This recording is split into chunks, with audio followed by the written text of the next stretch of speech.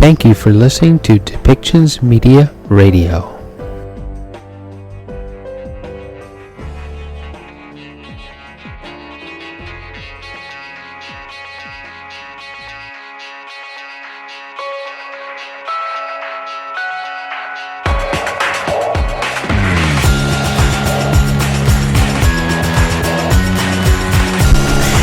Welcome to Policy and Rights, the show about government policy and human rights.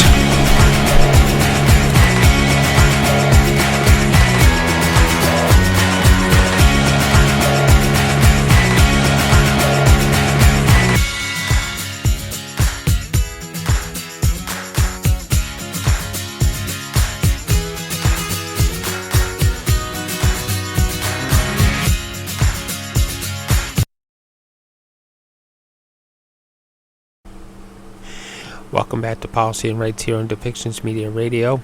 Prime Minister Justin Trudeau held a joint press conference in Kyiv with Ukraine's President Zelenskyy during the Prime Minister's unannounced visit to the Ukraine and Russia's ongoing invasion. Trudeau announced an additional support for Ukraine, holding more military aid and $25 million in to the World Food Program to address food security and the removal of tariffs on the Ukrainian imports for the next year. The Prime Minister also asked about reopening of the Canadian Embassy in Kyiv, and by his visit to the Ukraine town of Irpin, the president also hands out service medals to members of the Ukrainian military, including countries with famous mine-sniffing dog patrons of his owner. So, as far as we know, Justin Trudeau is continuing his visit in the Ukraine to show support and offer aid and assistance to the Ukrainian people. Thank you. Dear journalists, dear ladies and gentlemen, first of all, I'd like to say that I'm very happy to welcome the Prime Minister of Canada, a good friend to our country, and whole Canadian delegation of true friends to Ukraine. I'm happy to welcome them in our capital city of Ukraine, which is currently facing a full-fledged aggression of Russia. And this is the gesture of support that we highly appreciate. We are grateful to your team and to everyone who is here with us today, who is helping us with words and deeds and their personal presence, who's standing together with us in these difficult times. So thank you for this position. Our nations stand shoulder to shoulder in the fight against the Russia's tyranny, and the Prime Minister of Trudeau has managed to visit the suburbs of Kyiv that were liberated from the occupying forces. He had a chance to see with his own eyes the damage and destruction caused by the Russians on our territory. So logically, some of the topics of our negotiations were covering any actions we need to take in order to facilitate the liberation of our territory, to restore the normal life for our people. We've had a detailed conversations with regards to the defensive support provided by Canada to Ukraine, and I'm grateful for this support.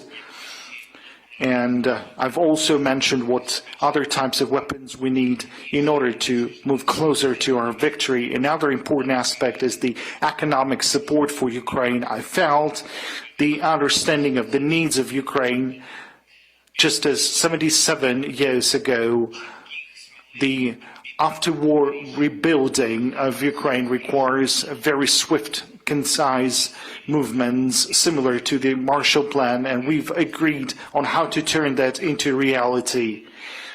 And this is not the end of our meeting for today. I'm planning to raise a number of issues, particularly levying the customs fee and customs duties for Ukrainian products. I believe this is very important for our economy, for assisting our economics.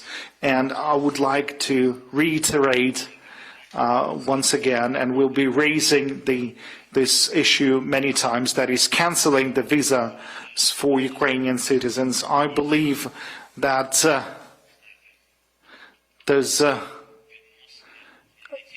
very unique relations in between of our nations, a warm-hearted relations between our people, and I believe this is the high time for discussing this matter. And after bilateral talks, we joined the online meeting of J7 leaders, and I'm grateful to Olaf Scholz, the Chancellor, for the organization of this summit. I believe that today's summit, with the participation of Ukraine, is a true evidence to the fact that the whole world is determined to ensure the victory, just as it was 77 years ago. On behalf of the Ukrainian nation, I'm grateful to the leaders of UK, US, France, Italy, Japan. I'm grateful to the European Union and the Prime Minister, of course, of Canada for this solidarity. And we've agreed a special statement upon the results of this summit, which has fixed the historical importance of our solidarity and the readiness to work together until we would restore the safety and the international rulings of the law. And I've suggested a number of tools that our country is currently in need, and which would be very important for those countries who cherish the democracy and independence as well. First, the new steps in defensive support for Ukraine, because it is on the battlefield that the destiny for Europe is currently resolved, and we still have a war in our territory, and it means that the current sanctions are not enough. We've also discussed the financial support for Ukraine as the war continues. We've also discussed the common work upon the rebuilding of Ukraine after the war. The scale of threat is significant, and that is why we are using the Marshall Plan and the terminology like that. I've suggested the patronage idea for certain cities and regions or different industries who've suffered from the Russian aggression. This format would allow to significantly reinforce the rebuilding, and it will create a new economic ties for the democratic world. Fifth, I've suggested to join our efforts to ensure the food security. We, the exporters of grain, we can do that while paying respect to the values and rights of humans, so there will be no price crises on the food market, so that any country could be safe from any risks and challenges with regards to food security. I'm grateful for this meeting. I'm grateful for this willingness to work together for the sake of democracy. And I'd like to extend words of gratitude to Canada for receiving significant support in demining our territory. Russian occupying forces are leaving behind thousands of mines and tripwires and ammunition. They pose a threat to our people and our children, and today we've agreed to establish cooperation in this area so that Ukraine would be completely free of any exclusion zones that you cannot enter because of the threat of Russian mines. And today, in your presence, I would like to decorate some of the Ukrainian heroes who are already clearing our territory from mines, using particularly the equipment that was produced in Canada. And together with our heroes, I would like to decorate a small EOD expert called Patron, who is helping to demine the explosive ordnance and is helping to teach the kids with some safety rules, particularly in those areas where there is a mine challenge. And this is the initiation for the ceremony of providing the national decorations of Ukraine in accordance to the decree of the President of Ukraine for the courage and dedication in the process of performance the military duty, and as well as for the professionalism. We are currently decorating Ilyev Mikhailo, the Major of Civil Protection Service, with the Order for Courage, 3rd degree.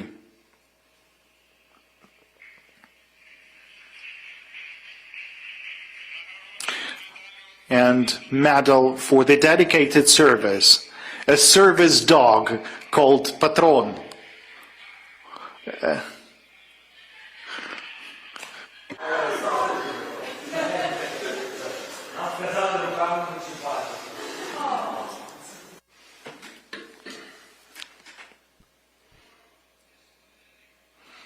Okay, that's a very special decoration for the young dog.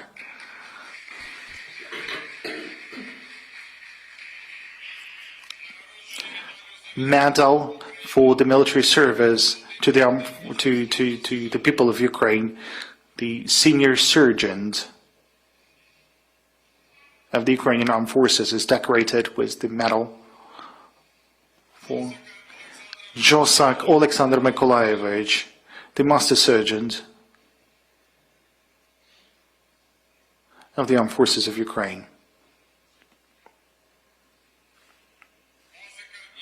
Kozak Igor Konstantinovich, Major.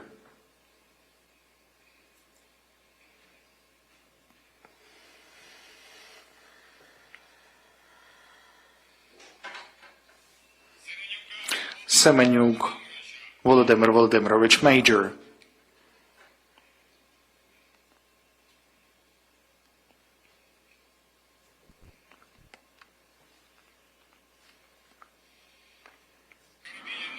Skorobilina Sergei Viktorovich, the Junior Sergeant.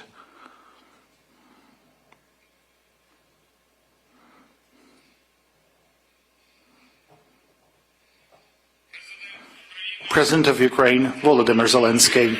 This is the end of the decoration ceremony. And statement by the Prime Minister of Canada. Thank you very much. It is so great to be here with you, President Zelenskyy, in your beautiful city, my friend. Volodymyr, your inspiration, and even as we recognize the service and the inspiration that so many of the members of the Ukrainian Armed Forces have stood up with, one cannot but recognize your extraordinary leadership that is inspiring Ukrainians, but inspiring people around the world about how one fights for what is right, fights for one's country, fights for one's future. Thank you for all your inspiration, my friend. I'm glad to be here today with our Deputy Prime Minister Chrystia Freeland and Foreign Affairs Minister Mélanie Joly to reaffirm Canada's unwavering support for Ukraine, for its people, for democracy. In Canada today, we also celebrate Mother's Day. So I want to express my admiration and respect for all the mothers of Ukraine, those who have lost their children in terrible conflict, but also those who step up on the front lines with the courage and ferocity that only mothers can give in fighting for a future for their kids. We began our day today with a visit to Irpin, where I witnessed firsthand the brutality of Russia's illegal war, of neighborhoods battered, homes destroyed, but I also witnessed the resilience of Ukrainians as people rebuild, as people stood, even outnumbered, 8-1, to defend not just their homes, but the entire city behind them of Kyiv. It was a true inspiration to see people step up to defend their lives, defend their community, defend a bright future for themselves, for the families in the country they love. It is clear that Vladimir Putin is responsible for heinous war crimes. There must be accountability. Canada will support Ukraine as you seek justice for your people who Russia is killing and brutalizing. Since Russia's full-scale invasion 73 days ago, Canada and Canadians continue to stand by your side. Our countries are deeply connected. Canada has the second largest Ukrainian community in the world outside of Ukraine. We've also welcomed thousands of Ukrainians since the beginning of the war, and we will continue to do so. Over the past years, our military has trained well over 30,000 Ukrainian soldiers. We will continue to do the work of being there for you with whatever we can, with whatever you need. The President and I also just finished excellent meetings today to strengthen our deep relationship in meeting together with my fellow G7 leaders. On this anniversary of Victory Day in Europe, standing strong against Putin's illegal war and in defense of democracy, human rights and international law is as important as it ever has been. We will continue together to impose severe sanctions, eliminate the dependency on Russian energy, and fight disinformation. We're also working together to address the global challenges that Putin has created, especially around food security. Since Putin launched his full-scale invasion of Ukraine, Canada has done everything we can to support and rallied our allies to coordinate the strongest possible response. We imposed crippling sanctions on Russia's economy, including financial systems, the central bank, the oligarchs, and the enablers in Belarus. We've delivered a significant amount and range of different types of military equipment. We've delivered financial support so your government can continue to operate, as well as humanitarian aid in country and across Europe, while also, of course, welcoming refugees to Canada. Well, today, I'm happy to be announcing more important sorts for Ukraine. This morning, Ambassador Larisa Galatza and I raised the Canadian flag at our embassy here in the capital. She and her team will resume operations here in Kyiv. Building on our recent announcement of the provisions of LAVs and heavy artillery, today I'm announcing more military assistance, drone cameras, satellite imagery, small arms, ammunition, and other supports, including funding for demining operations. Even if the dog barked at me, we're helping fund that. We're providing $25 million to the World Food Program for food security in Ukraine. We'll be removing trade tariffs on all Ukrainian imports coming to Canada for the next year. And we're bringing forward new sanctions on 40 Russian individuals and 5 entities, oligarchs, close associates of the regime, the defense sector, all of them complicit in Putin's war.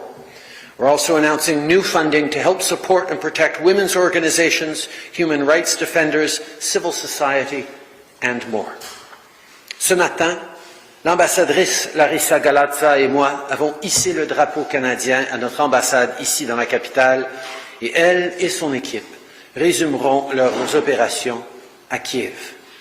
En plus des véhicules blindés légers et de l'artillerie lourde que nous avons récemment annoncés, nous allons fournir encore plus d'équipements militaires, incluant des caméras spécialisées, de l'imagerie satellite, des armes légères et des munitions et d'autres soutiens, incluant aux opérations de déminage. On annonce 25 millions de dollars pour le programme alimentaire mondial pour aider la sécurité alimentaire en Ukraine. Nous enlevons tous les tarifs douaniers sur les importations ukrainiennes qui arrivent au Canada, des nouvelles sanctions sur 40 individus russes et 5 entités, des oligarques, des associés du régime et du secteur de la défense, tous complices dans la guerre de Poutine, et du soutien financier pour aider et protéger les organisations féminines, les défendeurs de droits humains, la société civile, entre autres. Today, we send a resounding message to the world that Canada and our allies continue to stand shoulder to shoulder with Ukraine. Vladimir Poutine a fait une grave erreur de calcul. Il a sous-estimé la résilience incroyable du peuple ukrainien. Votre courage, Monsieur le Président, et le courage de votre peuple est une source d'inspiration pour toute la planète.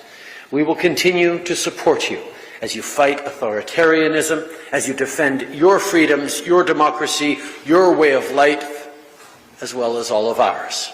We stand here in this beautiful capital city, rich in history, culture, and life, a city that stands proud and that will stand for years, decades, and centuries to come as a continued symbol against tyranny.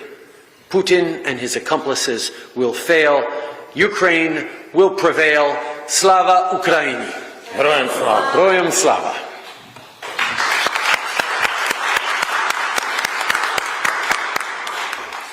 Дуже дякую, шановні колеги журналісти. Є можливість для кількох запитань. Будь ласка, Global News Canada. Global News. Global News Canada, please raise your hand once again in order to be able to ask your question. Hello, Mr. Prime Minister. Mr. Prime Minister, I'm going to ask you your question first, and I have been encouraged to remind you to please also answer in French. You reopened Canada's embassy today. Why did that take so long? And when you were out in Irpin, specifically, what did you see that you haven't seen over the last 70-odd days that stuck with you? And Mr. First of all, it was an incredible honor today to be at the Canadian Embassy in Kyiv, raising the flag once again. It had been since mid-February that flag had been brought down, that the embassy had been closed. So to be there with our ambassador, not just to raise the flag, but to reopen the embassy, she'll be there working every day from now on, is an important symbol, not just of Canada's steadfast friendship with Ukraine, but of the incredible resilience and heroism of the Ukrainian people who ensured that this city did not fall and that we can resume the work together we have on building a better future for all. The fact that the Canadian flag once again will be flying over the streets of Kyiv is a very good thing indeed. When I was in Irpin this morning, I saw just how much Ukrainians can do standing against a force 8 times as large as they were in defending their homes, defending their land, of pushing back against the Russian illegal invasion. It is an inspiration, but I also saw the work that we're going to have to do all together to rebuild those communities, to rebuild an even stronger future for Ukraine, and that's exactly what we would be there for. Ce matin, j'ai été très touché de pouvoir hisser le drapeau canadien devant l'ambassade canadienne ici à Kyiv. Ça va permettre à notre ambassadrice de revenir au travail, d'être présent ici à Kiev, mais c'est une reconnaissance aussi de la bravoure et des capacités du peuple ukrainien qui a su défendre cette ville et qui continue de se battre pour leur pays, leur culture, leur avenir. C'est très beau de voir le drapeau canadien, encore une fois, être là dans les rues de Kiev. Par rapport à Irpin ce matin, ça a été une occasion d'être rappelé concrètement ce que le peuple ukrainien peut accomplir avec leur courage, avec leur valeur, de s'affronter et de retourner une force où ils étaient 8 Russes pour chaque Ukrainien, démontre ce qu'ils peuvent faire et pourquoi nous devons continuer d'être là pour leur donner les outils pour le faire, mais ça a aussi été un rappel de voir ce quartier résidentiel bien qu'il va falloir rebâtir, que nous allons être là pour aider à rebâtir en Irpin et partout en Ukraine. Mr. President, if you could please, you talked about never again, and we heard Prime Minister Justin Trudeau announce more supports, but had Canada answered your call for support earlier on, how many Ukrainian lives could have been saved?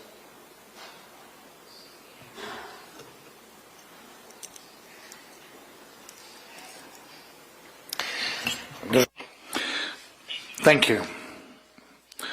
Indeed, most of the time we've dedicated to negotiating the situation in Ukraine as well as the temporary occupation of our territory by Russia, what needs to be done in order to deoccupy our territory and to save our people.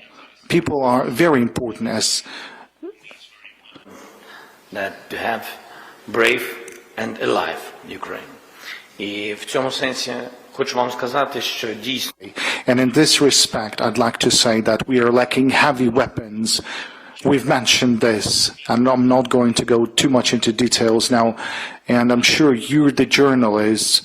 You know how to use internet, and you know how to analyze the information. We all know which countries have the technical capabilities and have the weapons that fortunately is not used on the territory of those countries. Which countries can provide us with those weapons? We all know this. We are not talking not only about those countries who can provide us, but we're talking about those countries who can influence other countries that may be taking similar decisions. And I've talked to Justin as the leader of that country because Canada is assisting us. Canada will be mounting their support.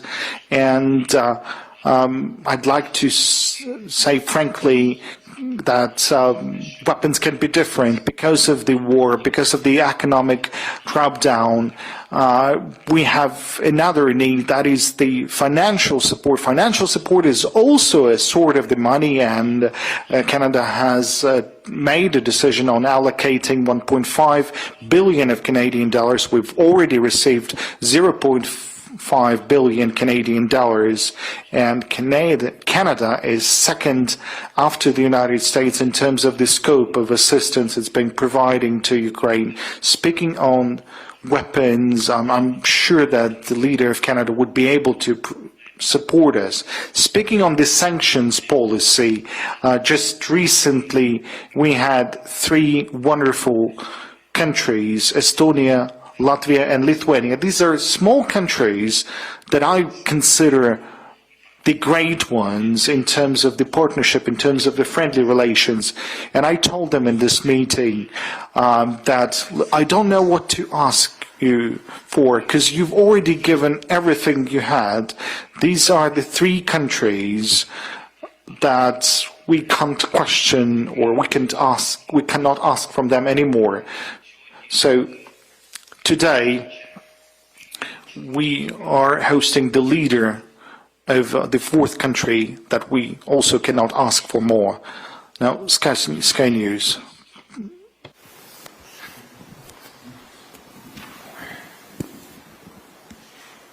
Thank you. Deborah Haynes from Sky News. Mr. President, a Ukrainian defender at the Azovstal steelworks today accused your government of failing to defend Mariupol at the outset of Russia's invasion back in February, leading to thousands of civilians being killed by Russian forces. He also said that he and his fellow fighters need help, they're not going to surrender, but that they see themselves as dead men. How do you respond to that criticism, and can you guarantee that you won't let these fighters die? And Prime Minister Trudeau, President Vladimir Putin has made no secret, he's spoken openly about his nuclear weapons and his ability to use them. Since Russia launched its full-scale invasion on Ukraine in February, have NATO allies discussed how they would respond if Russia were to launch a nuclear strike in Ukraine? And while I don't expect you to tell us how that response would be, can you say whether options are being or have been drawn up in terms of what that response might look like? Thank you. Дякую за ваше запитання. Well, thank you for your question. Speaking on the situation in Azov Steel factory and the situation not only in Mariupol but in Volnovakha, there's no more people left in that city. Russia has ruined rubbles all of the buildings in Volnovakha. You know that Mariupol is being blocked and people there are suffering on a daily basis. Men and women are defending the city of Mariupol, those who are still alive and those who are not. They've defended heroically.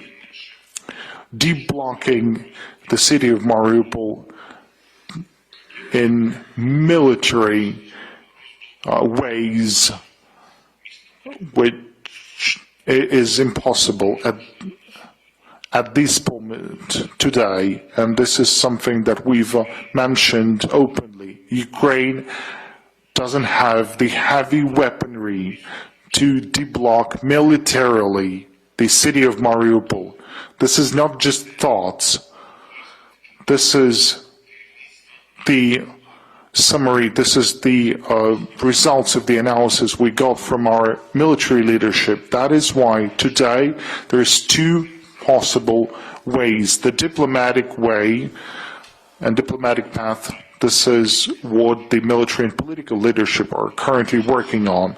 Now, the diplomatic path has resulted in an evacuation of the civilian people, and all of these civilians were evacuated from the blocked factory of Azovstal. Now, speaking on the military personnel, the Russian army, the leadership of Russian army, as well as the political leadership of Russian Federation, they're not willing to let our military go and let our military be evacuated. We've invited negotiators from a range of countries, from Turkey, Israel, Switzerland.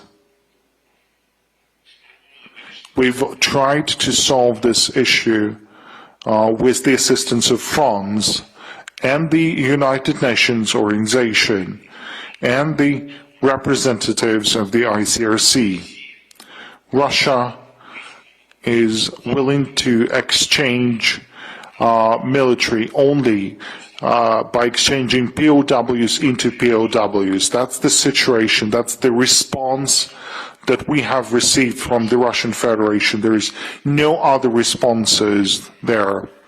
And that is why I clearly understand that it's difficult for everyone in different cities which are blocked and the territory of Ukraine. We're not living by promises, we're living by realities. Our military leadership and the Commander-in-Chief, Zaluzhny, Shapula, and others, and our military commanders, they are the commanders. They have already demonstrated their work. Our soldiers have already demonstrated the way we repel Russian attacks in many regions. And I'd like to remind that tens of thousands of civilians were killed in Mariupol. The bodies of those people, some of them tortured by Russian Federation, are still there. This is the reality. And that is why we understand that the situation is difficult, but we have what we have. We will return all of our territories when we will have this opportunity. Thank you. No amount of irresponsible saber-rattling by Vladimir Putin will deter the G7, our NATO allies, and allies of democracy around the world in our resolve to stand with Ukraine and to stand against Putin's illegal and irresponsible invasion. The atrocities he's committing in Mariupol, we saw in Bucha, and elsewhere, only strengthen our determination to ensure that Vladimir Putin loses this war. He made some very profound miscalculations. First of all, he miscalculated deeply the courage, the resolve, the strength of the Ukrainian people and of the Ukrainian leader. And secondly, he vastly underestimated the determination and the ability of countries around the world to stand against his actions and stand in support of our Ukrainian friends. And we will continue to be there as long as it takes, with whatever it takes, to make sure that the world and all of Russia understands just how badly Vladimir Putin chose to do. On top of that, right now we are celebrating Victory in Europe Day, where decades before, soldiers from the Allied countries, from Ukraine, from Russia, stood together, sacrificed, and conquered fascism. What Vladimir Putin is doing today, these past weeks, brings shame on the memory of the millions of people, the millions of Russians who sacrificed in the name of freedom. That is Putin's legacy. Nous n'allons pas hésiter dans notre détermination de continuer d'être solidaires du peuple ukrainien, de repousser contre la Russie, quoi que Vladimir Poutine essaye dans ses menaces. Il a fait un profond mauvais calcul dans son sous-estimation du courage et de la force du peuple ukrainien et la détermination des pays alliés d'être là pour eux. Et en cette journée d'anniversaire de la victoire en Europe, Vladimir Poutine est en train de faire honte à la mémoire aux millions de Russes qui ont lutté, qui ont fait des sacrifices pour vaincre le fascisme, pour assurer la liberté pour l'Europe et pour le monde. Останнє запитання, будь ласка, телеканал Рада. The final question from the TV channel Rada, please. Mr. Prime Minister, we are always happy to see you in Kyiv, Ukraine. And Mr. President, I would like to start with the question to the Prime Minister. Do you think Putin could be considered as a new Hitler? And do you know that you're not allowed to enter Russia anymore? So you won't be able to see Syzran, which is the city somewhere in Russia, and that you won't be able to visit the festival of onions and other vegetables. And a question to the President. You've mentioned diplomats and negotiations, and is there any achievements in terms of the negotiations between Russia and Ukraine that started all the way back in Turkey? Thank you. All Canada and Canadians will not be deterred in our resolve to stand with Ukraine and stand against Russia. First of all, because Ukraine is a friend to Canada. The story of Canada is one of people coming to build a better life, and the hundreds of thousands of Canadians, of over 1 million Canadians of Ukrainian origin, helped build our country. And it is an incredible source of pride for Canada that Ukrainians are so proudly Canadian at the same time, and it is also a source of Canada that for over 100 years the Ukrainian language and culture has been celebrated and protected and taught and the kinds of schools that young people across the country, like our proudly Ukrainian-Canadian Deputy Prime Minister, attended when she was a young girl. The ties between Canada and Ukraine run deep, and if Vladimir Putin wants to keep handing out sanctions, he's going to have to sanction, about 38 million Canadians before we even begin to notice. And secondly, we will continue to do whatever is necessary to stand with Ukraine, not just because it's the right thing or because Ukrainians are our friends, but because it is also standing for the principles of democracy that keep Canadians safe, that keep people around the world safe. And in my conversations with global leaders, whether it's in Africa or Asia or South America or elsewhere, that principle of protecting territorial integrity and fundamental sovereignty that Vladimir Putin ignored and thumbed his nose at, that is what resonates, and that's why Canadians will continue to stand with our friends and stand because it is right.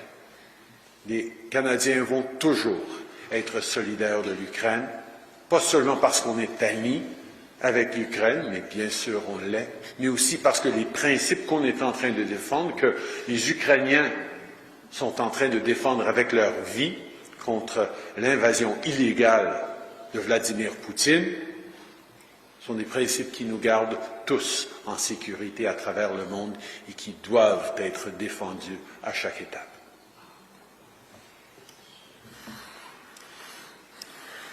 Дякую за ваше запитання. Thank you for this question. 500,000 people, that's the approximate numbers. Now, these people were forcibly deported into the Russian Federation or in some areas of Donbass. We don't know their fate. Tens of thousands of people were taken from the city of Mariupol and from the other southern and eastern cities. Not only those who were in Azovstal, but some of those who were in the city of Mariupol and other cities. Those tens of thousands of people, they have not lost their life, and we have not lost our citizens. And this situation when people were deported, were taken by buses, were cars, that would happen. As for the evacuation, we've used the evacuation by buses and cars from the Azovstal. So this is the negotiations that we